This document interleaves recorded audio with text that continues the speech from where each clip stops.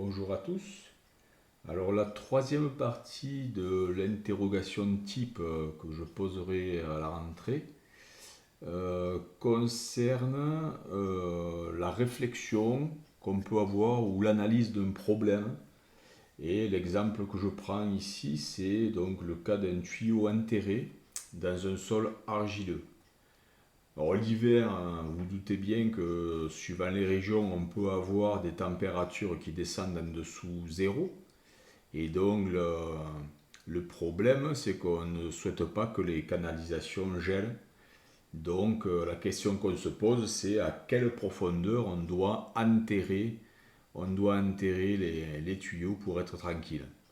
Alors bien sûr, on ne va pas les mettre à 3 mètres de profondeur, parce que si on doit intervenir techniquement, ça va être compliqué pour aller les ressortir. Et surtout pour les installer, ça fait creuser les chantiers, donc ça a un coût.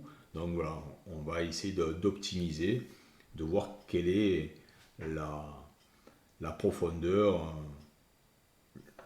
la profondeur optimale, on va dire, minimale, à creuser pour garantir que le tuyau ne gèlera pas.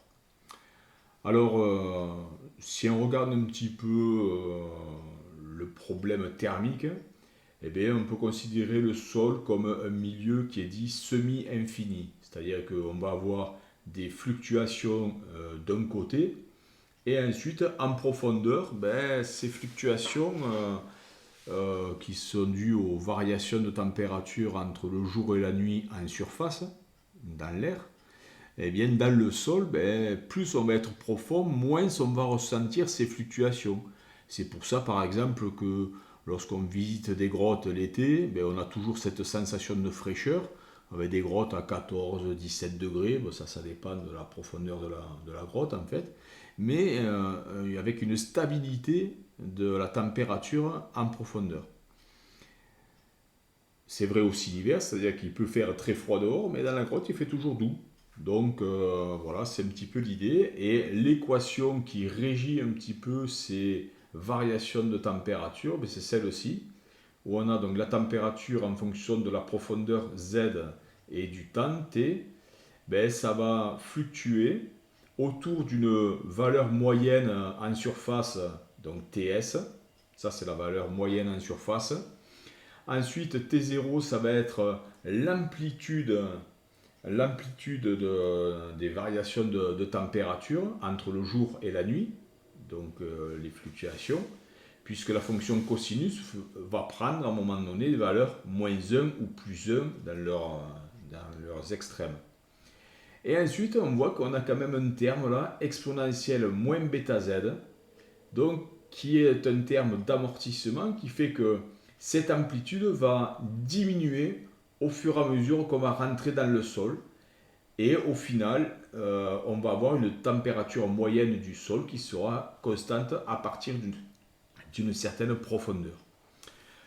Après, si on regarde le terme qui est dans la parenthèse du cosinus, ici, on a donc un terme qui dépend du temps, avec une pulsation. On verra que cette pulsation, en fait, c'est tout simplement, elle est reliée à la période, mais qui est la durée d'une journée, donc 24 heures, avec un terme, donc il y a un signe moins, c'est ce qu'on va appeler donc un déphasage en physique, et ce déphasage, lui aussi, il dépend donc de la profondeur. Autrement dit, lorsque la température sera minimale au petit matin en surface, puisque généralement ça a le temps de bien refroidir toute la nuit, donc en profondeur, cette sensation de température plus froide va être décalée dans le temps, et ça se fera un peu plus tard dans la journée. Ce qui fait que si le sol est gelé, là on le verra, hein, si le sol est gelé, il peut commencer à dégeler en surface si on remonte au-dessus de zéro. Mais dès qu'on va commencer à creuser, on peut rencontrer une couche qui va être encore gelée, donc plus difficile à creuser avec des outils. Voilà un petit peu l'idée. Et l'idée, c'est de faire réfléchir à ce problème-là, sachant qu'il est en partie résolu. Donc on va regarder un petit peu ce qui se passe. Alors, si je fais les applications numériques, la valeur de la pulsation oméga, ben, c'est 2π lorsqu'on décrit donc un cercle complet, donc un cycle jour-nuit, le cycle diurne. Ben, ça représente donc 24 heures de 3600 secondes. On est donc à 72, 10-6 secondes moins 1 pour la pulsation. Quand on regarde le terme d'amortissement bêta que j'ai dans l'exponentielle, eh bien, quand on résout les équations différentielles, on sait que donc bêta, c'est la racine carrée de cette pulsation divisée par 2 fois la diffusivité thermique du matériau. Et en l'occurrence, ici, c'est le sol.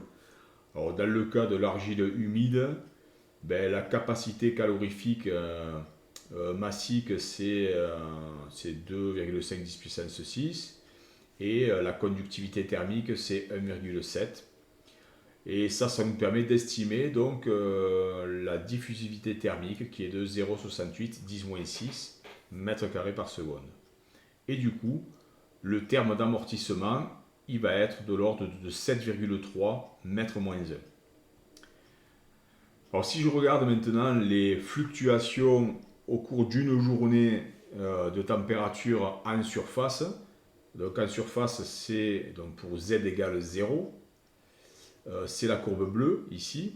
Je vois qu'à un moment donné, au petit matin, on va dire avant 10 h du matin, on passe par un minimum quelque part ici. Ce minimum, si je regarde mon échelle, je suis à moins 4 degrés, donc pour T-min, la température mini. La température maxi ici que j'atteins en début de soirée, d'accord, vers 20 h là, c'est le plus chaud. Et on va être aux alentours de 8 degrés. Donc plus 8 pour le plus chaud, moins 4 pour le plus froid. Donc ça fait une amplitude de 12 degrés. D'accord? Donc T0, je l'ai une fois au-dessus, une fois en dessous. Donc j'ai 2 fois T0 pour 12 degrés. Autrement dit, T0 dans mon histoire, c'est plus 6 degrés. Et la température de surface moyenne, ben, ça va être donc la moyenne entre les 8 et moins 4, c'est-à-dire je suis ici à plus de degrés pour la température moyenne. Donc si je reviens ici à mon équation, ici j'ai quelque chose du type 2 plus 6 fois exponentielle moins bêta z fois le cosinus de ce terme-là. Donc il faut bien retenir 2 et 6 ici. On voit donc que, quelle que soit la profondeur, que je sois en surface ou à 10 cm de profondeur, ici en orange, je vais atteindre des températures négatives en journée. D'accord? Donc ce qui fait que si j'enterre un tuyau pas suffisamment profondément, à 10 cm de profondeur, eh bien, vu les conditions météo, ce tuyau-là, dans ce cas, il va geler. Alors, si on a de l'eau qui circule, bon, ça va mettre quand même un certain temps à de geler. On va retarder la solidification de l'eau en glace. Mais si c'est de l'eau qui stagne dans un tube, dans un tuyau, eh bien à ce moment-là, elle a largement le temps, en plusieurs heures, de se congeler, et donc avec un risque d'éclater le tuyau. Donc la question c'est, à partir de quelle profondeur on est sûr de ne pas faire geler l'eau qui sera contenue dans le tuyau. Et vous voyez que si je suis en surface, j'atteins des valeurs très négatives. Si je suis à quelques centimètres de profondeur, j'atteins des valeurs négatives, mais moins facilement. Et ensuite, vous vous doutez bien, intuitivement, que si maintenant j'enterre suffisamment, eh bien, je peux garantir de ne jamais atteindre 0 degré. Autrement dit, trouver Z qui me garantit que TS plus 6 fois exponentielle moins bêta Z égale 0 degré, ben, ça revient à résoudre une équation toute simple. Donc là, les questions, c'est commenter la figure 1. Donc, c'est d'aller mettre le déphasage, donc le décalage entre le jour et la nuit. Que T0, ça représente bien l'amplitude des variations de température entre le jour et la nuit. Bêta Z, c'est à la fois le déphasage que l'on observe, donc le décalage dans le temps. On verra le calcul, ce que ça donne après. Entre les passages aux différents minimums. Donc je passe en surface un minimum, on va dire, vers 8-9 heures du matin. Et je passe à un minimum à 10 cm de profondeur aux environs de midi. Autrement dit, il y a presque un décalage de 3 heures. Il y a 3 heures de décalage entre la surface et 10 cm de profondeur. Si c'est un sol argileux, humide. Voilà, ça dépend des propriétés du sol. Et ensuite, voilà, comme je disais, on va essayer d'estimer la profondeur minimale qui garantit que dans ces conditions-là de fluctuation de température en surface, l'eau ne gèlera pas dans le tuyau. Donc pour ça, je vais basculer sur la webcam pour vous montrer la résolution. Donc déjà, pour estimer T0, c'est simple, hein, on prend la température, l'évolution de la température en surface, à Z égale 0. On passe par un maximum, compte tenu de l'échelle, ce maximum c'est 8. On passe par un minimum, avec l'échelle on est à moins 4. Donc Tmax moins Tmin, ça représente 2 fois l'amplitude, d'accord, puisque le cosinus il vaut plus 1 ou moins 1. Donc l'écart entre plus 1 et moins 1, ben, c'est 2. D'accord, d'où ce 2 ici. Donc 2 fois l'amplitude. Autrement dit, entre 8 et moins 4, j'ai 12 degrés d'écart. Divisé par 2, ça me fait 6. Donc T0 égale 6. Donc, si je me place à Z égale 10 cm, exponentielle moins bêta Z, compte tenu du calcul de bêta qui était donné dans le problème, ça me fait 0,48. Autrement dit, le terme là d'amortissement que j'avais dans mon équation principale, là, j'ai à peu près 0,5, c'est-à-dire la moitié. L'amplitude va être réduite de moitié, et c'est bien ce qu'on observe ici. L'amplitude que j'ai là, cette hauteur-là, c'est à peu près la moitié de celle que j'ai ici. Avec, pour référence, ma température moyenne en surface, qui est la moyenne, c'est-à-dire Tmax plus Tmin sur 2.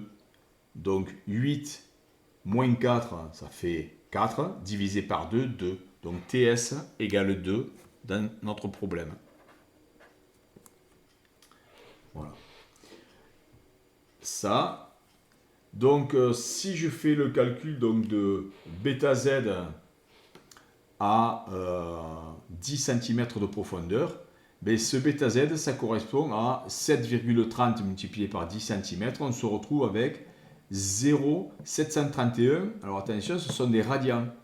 Parce que dans l'expression du cosinus, ça correspond à un angle. C'est l'angle de déphasage.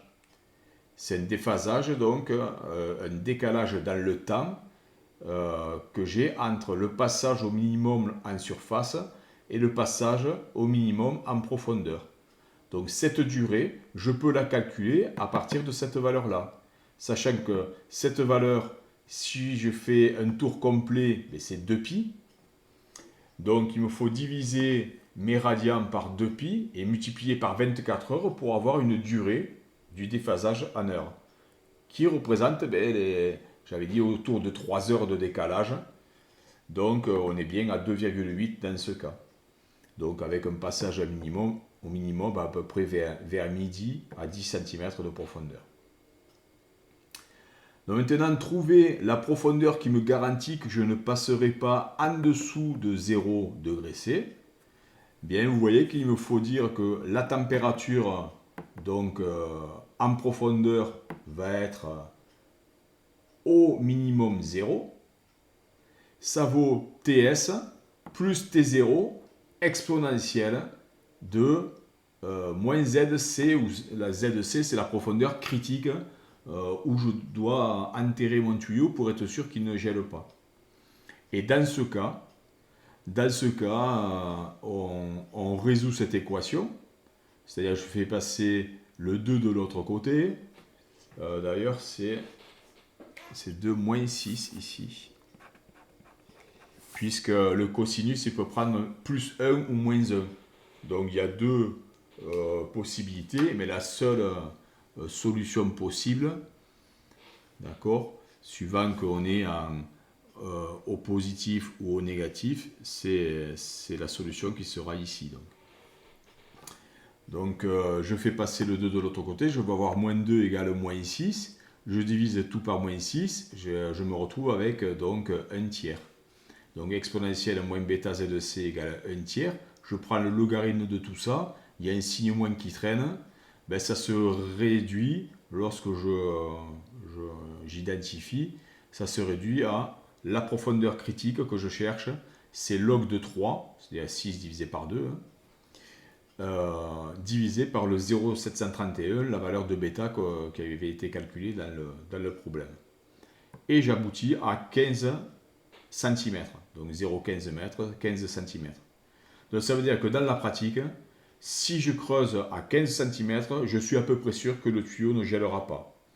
Et si on regarde maintenant ce que font les terrassiers, les maçons, lorsqu'ils enterrent des tuyaux de maison, ben pour être tranquille, eh bien, ils enterrent à 30 ou 50 cm, qui correspond à ce qu'ils arrivent à gérer avec un coup de godet, quoi.